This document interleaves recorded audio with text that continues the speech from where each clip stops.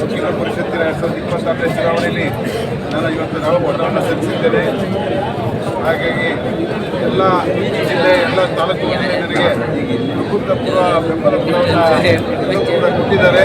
ಹಾಗಾಗಿ ನಾನು ಕೂಡ ಈ ಸಲ ಪರಿಷತ್ತಿನ ಮೆಂಬರಾಗಿ ಸದಸ್ಯ ಸ್ಥಾನಕ್ಕೆ ನಾನು ಆಯ್ಕೆ ಆಗಲು ಯಾವುದೇ ರೀತಿ ನಿರ್ಮಾಣ ಇಲ್ಲ.